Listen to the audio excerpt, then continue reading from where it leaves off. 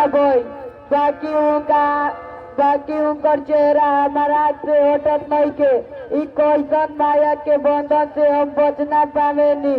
तू खुद समझ सकेला बाबूजी की लड़की के ए दुनिया में जियल कितना कष्टदायक होला।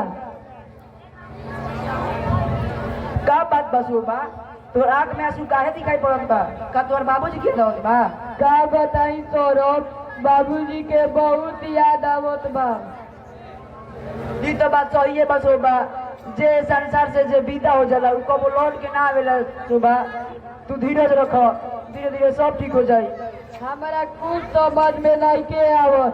हमारा बुझात बा कि हमें घर में भूत बन के जियत बानी। ई घुटन वरल जिंदगी से अच्छा बा कि हम मर काहे न गईनी। तहारा जिए के पड़ी सोबा, काहे से कि दुनिया बहुत लंबा बा।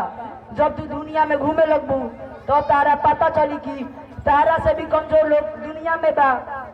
अच्छा तू बैठ, हम तारा के चाय बना के लेके आवत बानी।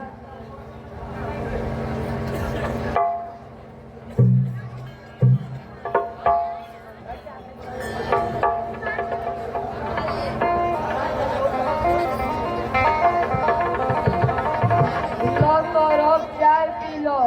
आ तू अपना के नहीं खुलल का? तू पियो, हम पियत बानी।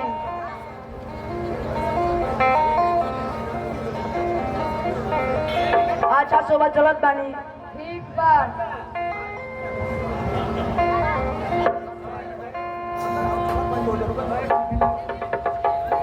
शोभा, ए शोभा, ई तू का करत बाड़ू? तू के हो? हमरा कुछ समझ में नहीं के आवत कि हम का करत बानी। हम तोहर आंतरिक हृदय है शोभा, तू हमार आवाज के पहचाने के कोशिश कर। तू हमार बात ध्यान से सुन। चाहत बड़ो इहे कि आजकल के युग में कोई के बिना कुछ सवारत खातिर इतना ख्याल ना रखेला। आखिर सौरभ तोहरा के इतना ख्याल रखत बा तो ओकर तार ख्याल रखे के पीछे ओकर का मकसद बा? ई बात हम कैसे बता सकी ना। ई तो बात तोहरा जाने के पड़ी। तू जाने के करे के कोशिश कर कि सौरभ तोहरा के ख्याल रखत हो तो काहे रखत बा तना? अच्छा सौरभ, ये तो हम पूछब कि हमार ख्याल रखे के पीछे तुहार का हाथ बा?